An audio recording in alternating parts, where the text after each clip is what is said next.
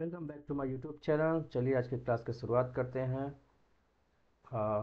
आज का जो करंट वाला मुद्दा है, द हिंदू में आर्टिकल प्रकाशित हुआ था और इसके अलावा भी करंट में न्यूज़ चल रहा है कि यूक्रेन के राष्ट्रपति जेलेंस्की ने भारत के प्रधानमंत्री नरेंद्र मोदी से बात की और वो क्या मुद्दे थे उनको आज इस समझने की कोशिश करेंगे और उनका जो 10 सूत्री कार्यक्रम था उसको भी समझने की कोशिश करेंगे। तो आज का टॉपिक है कि क्या है यूक्रेन के शांति योजना, जो यूक्रेन के द्वारा 10 अपने पॉइंट में उनमें प्लानिंग लाई गई थी शांति योजना के रूप में। और इसके पहले भी उन्होंने जो है 20 सबसे डेवलपमेंट अर्थव्यवस्थाओं के साथ इन्होंने जो है अपना समझौता किया था, यानी अपनी बात रखी थी। तो उसी से संबंधित जो है एक बात प्रधानमंत्री नरेंद्र मोदी से भी इन्होंने की और ये बात को आगे बढ़ाने का सबसे बड़ा मकसद ये है कि जो रसिया और यूक्रेन से जो टकराव की स्थिति बनी हुई है और जो लड़ाई चल रही है उसके फलस्वरूप अब क्या हो रहा है, यहाँ पे समझने की ज़रूरत है। जब से मार्च से मुद्दा स्टार्ट हुआ था तब वहाँ पे थी इतनी क्या कह सकते हैं कि गर्मी थी, तो वहाँ पे अभी ठंडी आ गई है नॉर्थ हेमिस्फीयर में, तो वहाँ पे एनर्जी संकट हो गया है क्योंकि पोलर रीजन में या फिर नॉर्थ हेमिस्फीयर में क्या कोल की ज़रूरत ज़्यादा पड़ती है एनर्जी के लिए। वो लोग जीवाश्म ईंधन पर निर्भर ज़्यादा रहते हैं क्योंकि वो ठंडा प्रदेश है और वहाँ पर जो है एनर्जी के रूप में ज़रूरत पड़ती है। तो यूक्रेन का सारा बाधित हो गया है इस युद्ध की वजह से। तो क्या है वो शांति समझौता या शांति योजना जो यूक्रेन के द्वारा लाया गया रहा है, वो उसके बारे में समझ हम लोग देखेंगे। प्रधानमंत्री नरेंद्र मोदी से क्या मदद मांगी है, क्या चर्चा की, उसके बारे में आज हम लोग चर्चा करेंगे। इसके पहले अगर आप लोगों ने हमारा टेलीग्राम चैनल फॉलो नहीं किया है तो आप स्टडी एंड ईडू सर्च कर कर उस पर फॉलो कर सकते हैं और उसके अलावा आपको जितने भी रिक्वायर्ड मटेरियल हैं वो आपको इस पर मिल जाएंगे। जितनी भी आपको यूपीएससी स्टेट पीसी, इसके अलावा आपको उस पर मिल जाएगा डेली न्यूज़पेपर, इसके अलावा मंथली मैगजीन मिल जाएंगी योजना कुरुक्षेत्र। और अगर आपने अभी तक चैनल को सब्सक्राइब और लाइक और शेयर नहीं किया तो आप शेयर कर लिए। चलती है आज की क्लास की शुरुआत करते हैं। क्लास को शुरू से करने से पहले अगर हम देख लेते हैं हमारे एग्जाम की दृष्टि से इसका संबंध क्या है हमारे सिलेबस से। तो बात करें कि ये बात हो रही है कि दो देशों के बीच कैसा रिलेशन है उसकी बात हो रही है। तो सबसे कॉमन सेंस ये है कि इसका संबंध अंतर्राष्ट्रीय संबंध से है। जो सामान्य अध्ययन पेपर 2 है उसमें भारत के हित जिन देशों के साथ है और भारत के जो नीति हैं वो प्रभावित होते हैं जिन देशों से संबंध होने के साथ उनके राजनीति प्रभावित होती है, वो शामिल किए जाते हैं। जो भारत के हितों को प्रभावित करते हैं वो देश इसमें शामिल होते हैं। तो पेपर 2 में इसका संबंध इंटरनेशनल रिलेशन से है। वो देश शामिल है जो भारत के हितों से, उनके नीतियों से भारत के हित नीति प्रभावित होती है। और इसके अलावा बात करें प्रीलिम्स में इसका संबंध G20, G7 और शांति सूत्र जो चल रहा है उससे संबंध प्रीलिम्स में इससे क्वेश्चन आते हैं। इसके बाद अगर मेंस की करें तो मेंस में आ जाएगा यूक्रेन शांति सूत्र और इसके प्रति विश्व की प्रतिक्रिया, इस टॉपिक से क्वेश्चन आ सकते हैं। अब बात करेंगे हम लोग कि चर्चा में क्यों है। चर्चा में जैसा हमने पहले ही बताया, चर्चा में इसलिए है क्योंकि हाल ही में भारत के प्रधानमंत्री ने भारत की जो G20 की अध्यक्षता थी उसको मिली है और यूक्रेन के जो 10 सूत्री शांति समझौता योजना पर चर्चा करने के लिए यूक्रेन के राष्ट्रपति ने प्रधानमंत्री से बात की।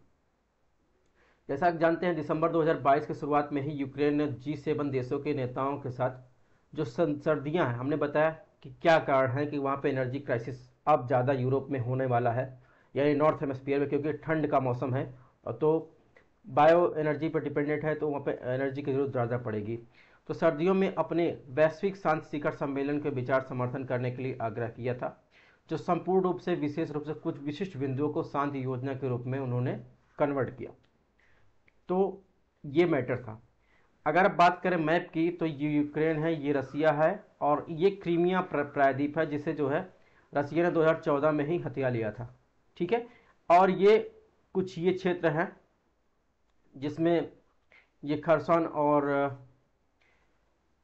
इसके अलावा अगर आप इसमें लोकेशन ध्यान रखनी हो तो मैरिपोल है, रोस्टेक है। तो ये जो है अभी रसिया के यहाँ पे सैन्य कार्यक्रम चल रहे हैं। इसके अलावा एक चर्नोबिल न्यूक्लियर पावर प्लांट भी आप ध्यान रखिएगा कहाँ पे है, इसको आप ध्यान रखना। तो इस ये जो है लोकेशन चेंज होती रहेगी। लोकेशन का मतलब कभी रसिया का अधिकार होगा, कभी यूक्रेन का। तो मैं एक प्रोस्पेक्टिव देने के लिए आपको दिखा दिया। अब बात करेंगे कि यूक्रेन द्वारा जो 10 सूत्री कार्यक्रम लाया गया, यानी G7 जो देशों के साथ मिलने के बाद उन्होंने उसमें 10 पॉइंट छाटे हैं, उसके क्या क्या है। तो यूक्रेन पहली बार जो 20, जैसे मैंने बताया 20 प्रमुख अर्थव्यवस्थाओं के समूह को नवंबर में ही उसने क्या किया, शिखर सम्मेलन में अपने शांति जो सूत्र था उसकी घोषणा की थी। अब उस घोषणा के अंतर्गत यूक्रेन द्वारा क्या क्या मांगे रखी गई हैं, तो उसके बारे में चर्चा कर लेते हैं। सबसे पहली मांग क्या है, उसमें जो विकिरण और परमाणु सुरक्षा का मुद्दा सबसे ज़्यादा है, क्योंकि वर्तमान समय में रसिया इतना एग्रेसिव हो चुका है कि परमाणु हमले की आशंका जो है जताई जा रही है। यूक्रेन जो बात करें तो उसमें यूरोप में सबसे बड़े परमाणु ऊर्जा संयंत्र जाजोपोर्जिया के आसपास सुरक्षा बहाल करने पर ध्यान केंद्रित करना अब रूस के कब्जे में है। अब यही बात कर रहे हैं, ये है जार्जोपोर्जिया, ये लोकेशन है, आपको लोकेशन भी ध्यान रखनी है। अब ये है न्यूक्लियर पावर प्लांट, एक ये चेर्नोबिल पावर प्लांट, तो ये है रसिया के कब्जे में। तो इसी के बारे में बात कर रहा है यूक्रेन। तो सेकेंड बात करेंगे तो फूड सिक्योरिटी की, क्योंकि इतने दिन से युद्ध चल रहा है, तो जाहिर सी बात है यूक्रेन में, रसिया में भी फूड सिक्योरिटी का जो संकट आ रहा है। तो फूड सिक्योरिटी के मामले में अगर यूक्रेन ने अपनी बात रखी है, तो इसमें दुनिया के सबसे गरीब देशों को यूक्रेन से अनाज निर्यात और खाद्य सुरक्षा सुनिश्चित करना शामिल है। ये दूसरी बात यूक्रेन ने अपने 10 सूत्री कार्यक्रम में बताई है। तीसरी बताई ऊर्जा सुरक्षा, जैसे हमने बताया कि रूसी ऊर्जा संसाधनों पर मूल्य जो प्रतिबंध लगे हैं उसको लेकर उन्होंने ध्यान केंद्रित किया। यूक्रेन को उसके जो विद्युत यानी बेसिक जो नीड है एनर्जी की, उसका आधा हिस्सा जो है रूसी आक्रमणकार क्या हो क्षतिग्रस्त हो गया है। यानी जो एक परमाणु न्यूक्लियर पावर प्लांट है तो उससे सप्लाई हो रही होगी, तो उसका जो आधा क्षतिग्रस्त हो उसको बहाल करने की सिफारिश की है। इसके बाद बात करें कि युद्ध बंदियों जो युद्ध में बंदी हैं यूक्रेन या फिर जो रूस के द्वारा है, रूस भेजे गए बच्चों सहित सभी बंदियों को क्या किया जाए, छोड़ दिया जाए। इसके अलावा यूक्रेन की जो क्षेत्रीय अखंडता है उसको बहाल की जाए। यूनाइटेड नेशन चार्टर के अनुसार उसकी पुष्टि करना, ये उन्होंने शामिल किया है। अब बात करें नेक्स्ट, तो रूसी सैनिकों की वापसी और शत्रुता की समाप्ति। रूस के साथ यूक्रेन की राज्य सीमाओं की बहाली की जाए, यानी जो कब्जे में है उसको छोड़ा जाए। न्याय सहित बात करें तो न्याय सहित रूसी युद्ध अपराधों के खिलाफ मुकदमा चलाने हेतु एक विशेष न्यायाधिकरण की स्थापना किया जाए, यानी जो रूस के युद्ध के दौरान जो अपराध हुए हैं उसके संबंधित जो है एक न्यायाधिकरण की स्थापना की जाए। और जल उपचार सुविधाओं को बहाल करने पर बात की है, और इन्वायरमेंट सिक्योरिटी की बात की है जिससे नुकसान हुआ है।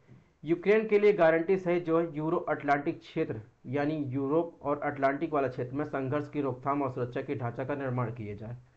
तो ये कुछ उन्होंने पॉइंट बताए हैं 10 सूत्री कार्यक्रम में। इसके अलावा लास्ट पॉइंट, युद्ध की समाप्ति की पुष्टि जिसमें शामिल पक्षों द्वारा हस्ताक्षरित दस्तावेज हो जाए। यानी उन्होंने पूरा जो है युद्ध की समाप्ति को इन पॉइंटों में बांटा है कि ये बहाली होनी चाहिए और ये बाकायदा कागजी कार्रवाई के साथ होनी चाहिए। अब बात करेंगे जो शांति सूत्र दिए हैं यूक्रेन ने, उसके प्रति विश्व की प्रतिक्रिया क्या है। सबसे पहले रूस की बात करें, रूस ने यूक्रेन के शांति प्रस्ताव को खारिज कर दिया है। जाहिर सी बात है, अगर उसको शांति प्रस्ताव मानना ही होता तो हमला क्यों करता। और उसने पुनः बताया कि वह सैनिकों को द्वारा कब्जे किए गए यूक्रेन के लगभग 1/5 यानी 5वें हिस्से को, जो हमने मैप में दिखाया, के आसपास क्षेत्र को नहीं छोड़ेगा, जिसमें वो न्यूक्लियर पावर प्लांट भी शामिल है। यूक्रेन की जो सेना है को पश्चिमी देशों द्वारा वाशिंगटन के नेतृत्व में अरबों डॉलर का सहयोग दिया जा रहा है, यानी अमेरिका के द्वारा और जो देश हैं उनके द्वारा पश्चिमी देश द्वारा क्या किया जा रहा है, सहयोग दिया जा रहा है। और यूक्रेन के विद्युत जो बेसिक एनर्जी नीड है उसके विकास हेतु मदद कर रहा है वेस्टर्न कंट्री। लेकिन अगर बात करें यूक्रेन की जो शांति योजना है उसको जो प्रस्तावित है, उस शिखर सम्मेलन हुआ, उसकी प्रतिक्रिया के संदर्भ में काफ़ी देश जो है सतर्क हैं, उसके बारे में सोच रहे हैं। तो ये था यूक्रेन का 10 सूत्री योजना। अगर बात करें G7 नेताओं ने क्या कहा, तो वो यूनाइटेड नेशन का जो चार्टर है जिसमें निहित अपने अधिकारों के अनुरूप उन्होंने बात की है कि यूनाइटेड नेशन चार्टर के अकॉर्डिंग ही सारी यूक्रेन में शांति की बहाली के लिए वो भी G7 नेता भी प्रतिबद्ध हैं। G7 में कौन कौन जैसे वेस्टर्न कंट्री के देश हैं, तो जाहिर सी बात है कि वो यूनाइटेड नेशन के चार्टर में निहित जो भी शांति समझौता है उसको जो है बहाली की बात करेंगे। तो आज का लेक्चर यूक्रेन के 10 सूत्री कार्यक्रम पे था। मिलते हैं नेक्स्ट लेक्चर में, तब तक के लिए आप लोग अपना ध्यान रखिएगा और चैनल को देखने के लिए बहुत बहुत धन्यवाद। मिलते हैं नेक्स्ट लेक्चर में।